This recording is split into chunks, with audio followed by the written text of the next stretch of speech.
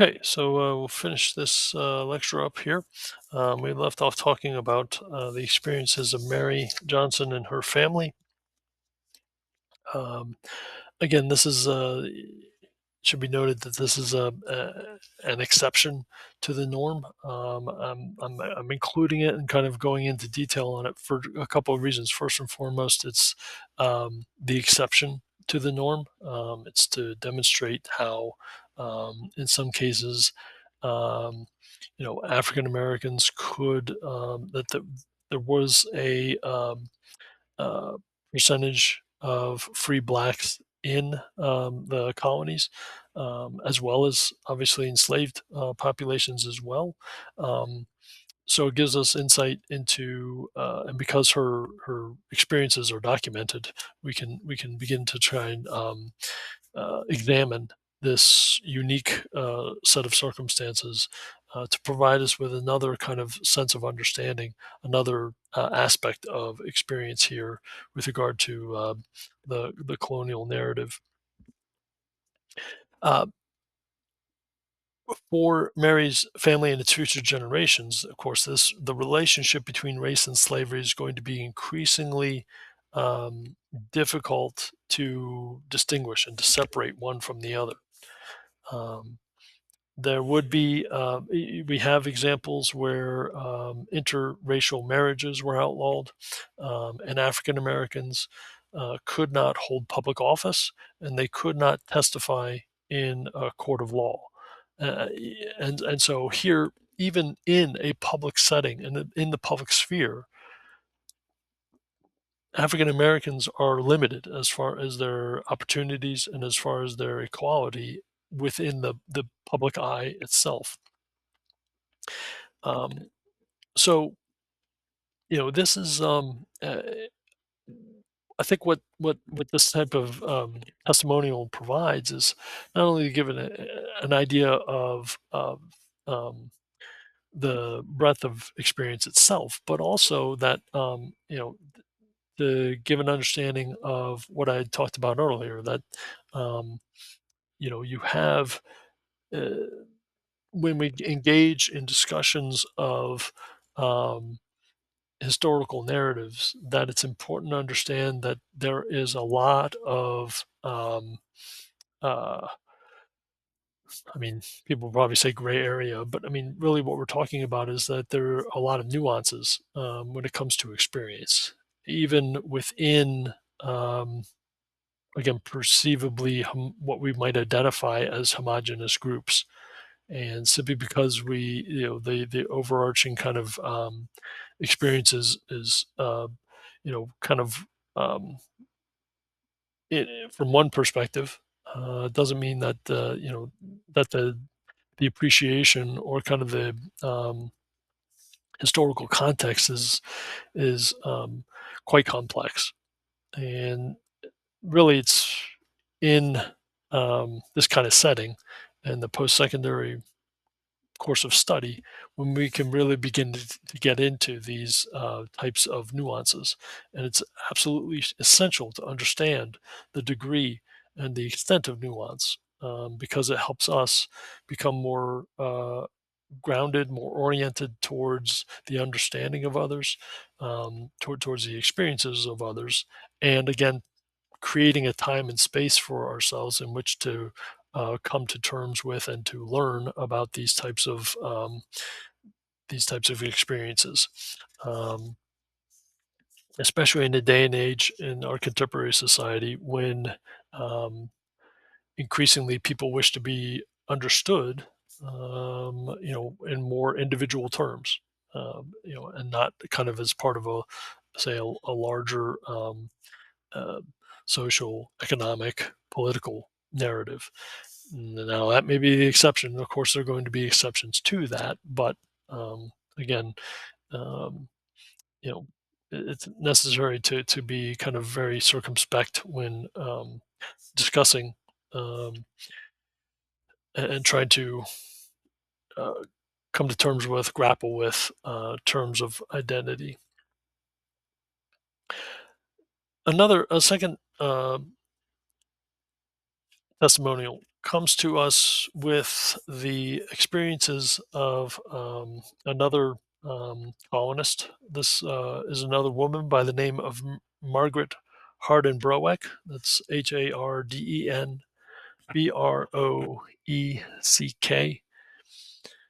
She was born into a Dutch trading family, a merchant family. And in 1659, she moved to New Amsterdam, what is today New York City.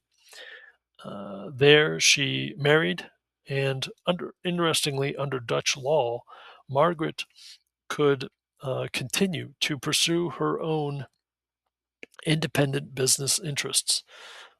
What does that mean? Well, she could function as a buyer and seller of goods and property. She could contract debt. She could earn an income. She could manage her own estate and her inheritance. And she could maintain her own legal identity in the eyes of the state. In this case, the Dutch state and under Dutch law. And she could do all this in her own name, as herself, in essence.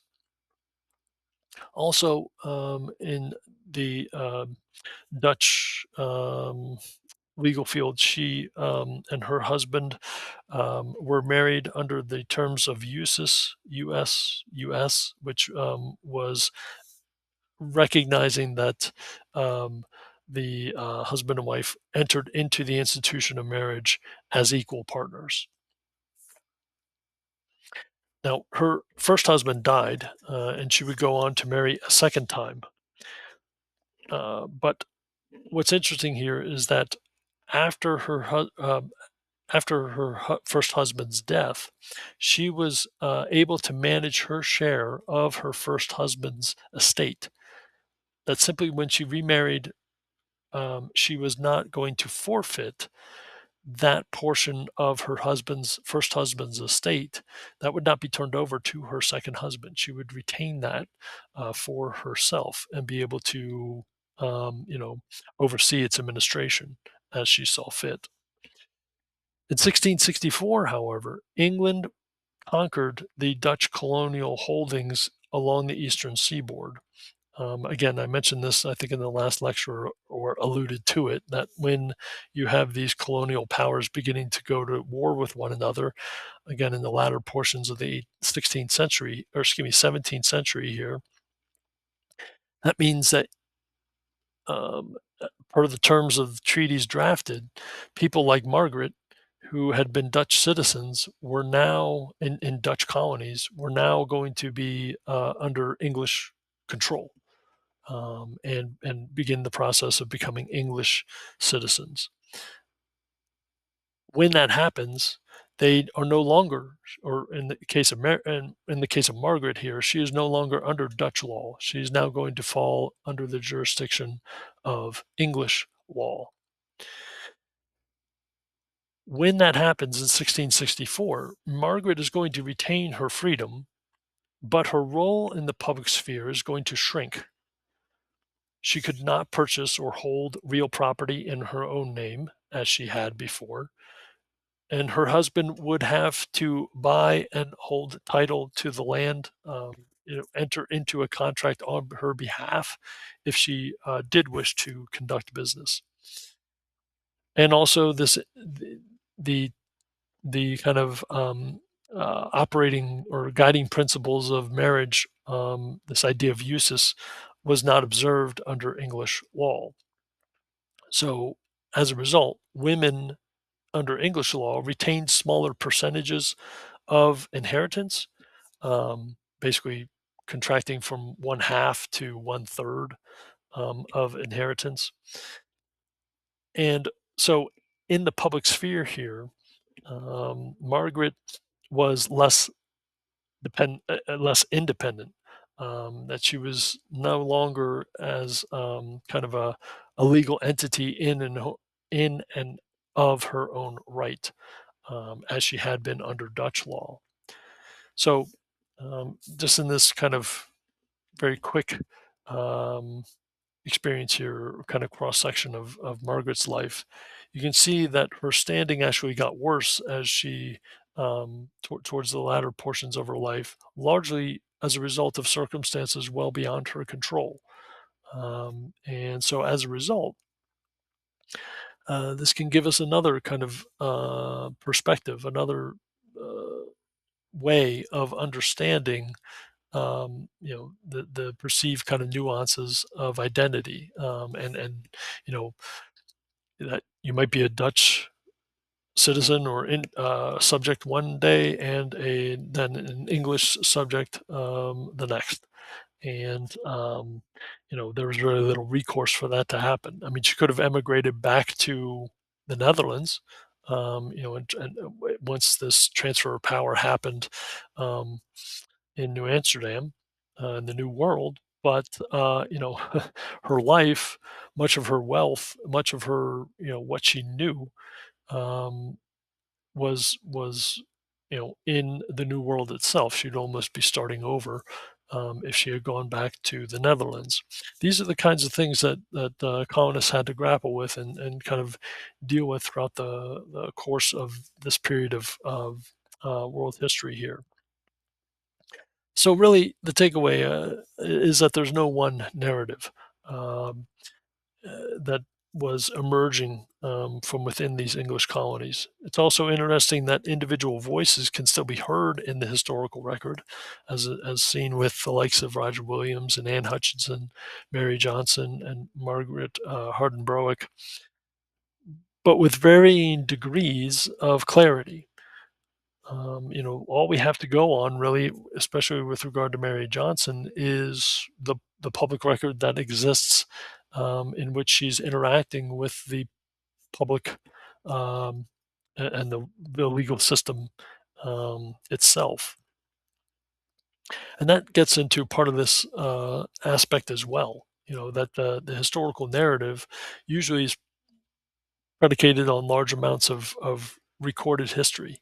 Now, that can come in the form of written material, can come in the form of oral histories, um, you know, stories and what have you. But that within the field of documentation, here, Mary Johnson's experiences are, kind of relegated to that um, that perspective.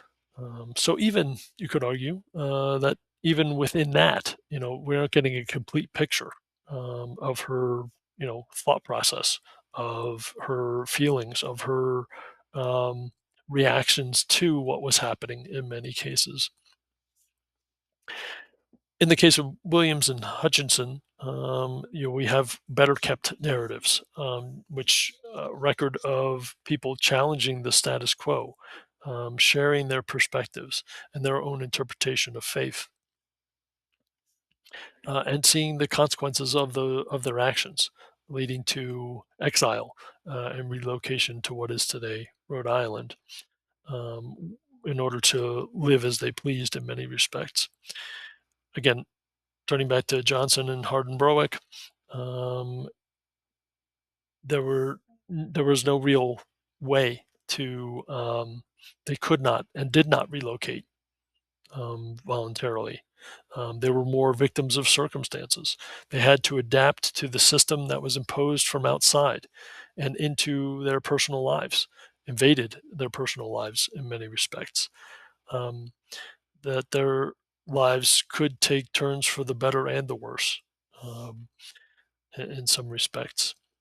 So this too is a distinguishing characteristic of identity. It is ingrained in an American identity, one that was um, seen as or often interpreted as homogenous. But again, once you begin to kind of peel back the layers, once you scratch the surface on it, it becomes increasingly multipolar and multicultural and multi-perspective. And the same could be said for other parts of the world, and other eras of world history. But the reactions to them were quite different, of course, and we'll be kind of tracing this again as a core theme in the coming lectures in the coming weeks. So this conclusion of this lecture here and now brings us to the end of the lectures for week 2. I'll be posting up the essay questions pertaining to these lectures and the kind of optional material if you wish to go down the road of looking at and including discussion of the various documentaries that'll have kind of corroborating or offering up extra detail with regard to the subject matter we've covered in this second week. And I'll also be posting the discussion questions relating to this material as well, in addition to the readings. All right. Until then, I will see you in the next week's lectures, week 3. So take care.